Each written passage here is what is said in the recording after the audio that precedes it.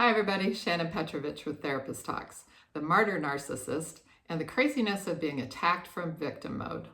The Martyr-Narcissist is a unique person who can attack from victim stance and leaves you constantly confused about whether you're being abused or you're the abuser. Let's talk about what this looks like and how to deal with it. My new book, Out of the Fog into the Clear, Journaling to Help You Heal from Toxic Relationships, is out on Amazon and Kindle, and I really strongly encourage you, if you've been through things like this, that you take a look at it. The Martyr-Narc, that's my new phrase, is similar to other narcs in that they are an empty shell who needs constant attention, adoration, and fuel to inflate their fragile ego so that they do not implode like a hot air balloon without any hot air. They carry the underlying belief system of the narcissist, which means they believe they are above others, they feel their emotions, needs, and thoughts and wants matter while others do not. They need those around them to be singularly focused on them, or they will implode and explode. They focus constantly on the superficial things in life, like their appearance, others' perceptions of them, their money, power, control. They are dishonest and manipulative to the extreme, and it is all to get their insatiable needs met. The unique aspect of the martyr-narc is that they do all of this from the stance of the martyr. The martyr feels that they have to do everything for everyone all the time or the world will fall apart. So they are intrusive, they overdo, they're in your business, and then they're furious if you ask them to respect your boundaries. They'll run your life, make your decisions, and imply that you can't live without them invading and controlling you constantly.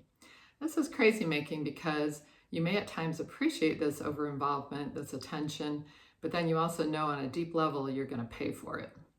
They have a powerful need to control everyone all the time, and they implode and or explode when they lose any bit of control. In their implosion, they will pour on the guilt of how much they do for you and everyone and how you're not appreciating them. And in their explosion or rage, they will pour on the guilt of how much they have to do and how exhausted they are and how put out they are with all of your demands, even though you don't ask, don't want, and would dearly love them to butt out so you can run your own life. They can collapse into tears, hysteria, suicidal threats, and they can also explode into rage and violence. And the delusion is that throughout this collapse, it's all your fault.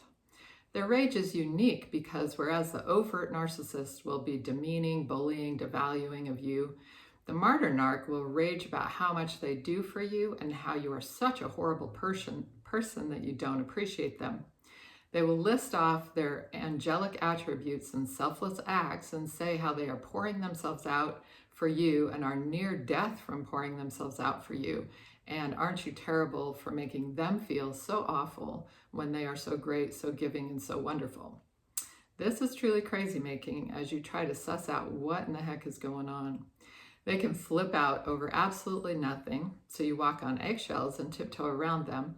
And this person will make you turn on the 3 Ps more than anyone else. What are the 3 Ps? Placating, people-pleasing, and peacekeeping. These are the 3 things, as I talk about in my book, that we all need to stop doing. Placating just makes a narc feel that they are right and you are wrong. People-pleasing just reinforces that you need to be responsible for their emotions, which is not so.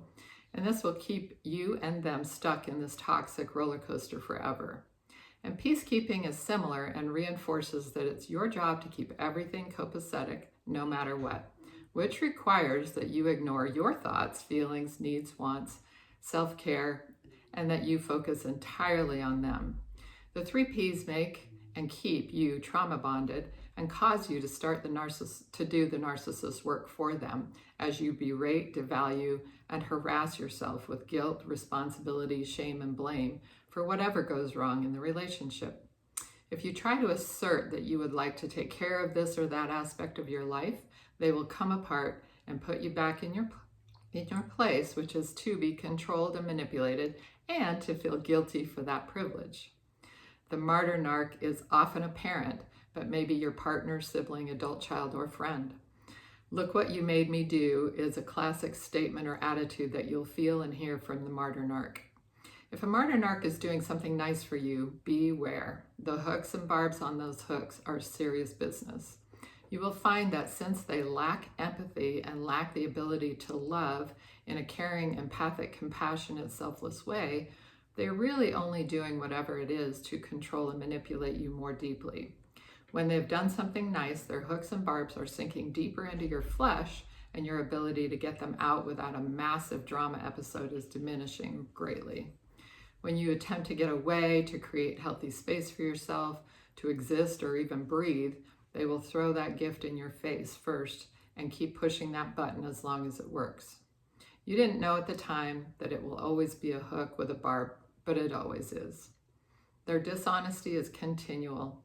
It's shocking how fluid reality is with someone with narcissistic traits. The one truth is that they use every opportunity to control and manipulate, and you can't trust anything that comes out of their mouth. The martyr-narc parent is the most common martyr-narc I hear about. This is the parent who believes and says they have to do everything for everyone, and they never stop telling you how put out they are by everyone, especially you. At the same time, they are demanding, controlling, intrusive, and they are Olympic champions at manipulation. You often don't see them very clearly because they're so good at telling you how much they do for you and everyone else, so it makes it hard to be angry at them and to see how controlling, demanding, and manipulative they are.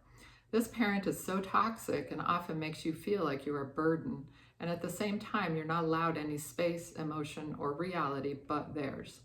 You really don't exist except to bring them adoration, attention, and attention from others. When you recognize that they attack from victim mode, you will see that you are not the problem and their toxicity will literally kill you. Not only do they berate and degrade you, they will teach you to berate and degrade yourself, and then their work is complete as you destroy yourself from the inside out. People with this type of parent typically hate themselves. They feel unworthy and unlovable, even though everyone around them can't believe that they would feel that way. The martyr-narc adult child, similarly, they are very manipulative and controlling, and they often create a lot of drama that leaves everyone's head spinning.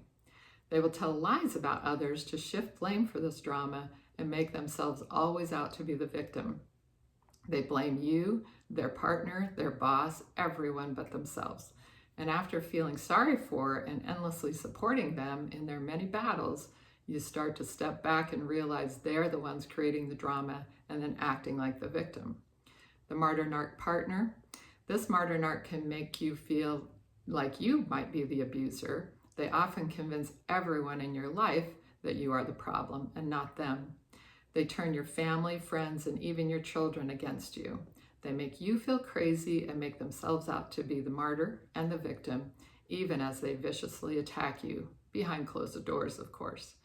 When someone is with a martyr-narc partner, they are often so emotionally destroyed, it takes years and lots of work to reclaim, rebuild, restore, and recover your sense of self, your connections to others, and even your life. How to see it and get free? First, recognize the facts, just the facts. Journal these out so you can keep coming back to this focus on truth. Recognize all the lies and manipulations and guilt trips and victim attacks for what they are. Recognize you are not responsible for anyone else's emotions and you need to focus on your own.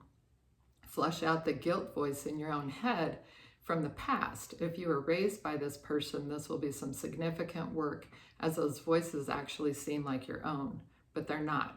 Would you talk to your own friend if they were going through a hard time? Would you say that kind of thing to your friend? What supportive messages would you give to a friend? Those are the messages you need to practice listening to and giving yourselves. These are your truths.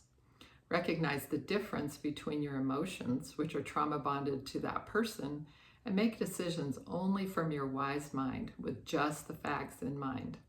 Rebuild your sense of self, your life, and your connections. And if you really need to do this work, this book is packed with all the information and journal prompts that will help you along your way.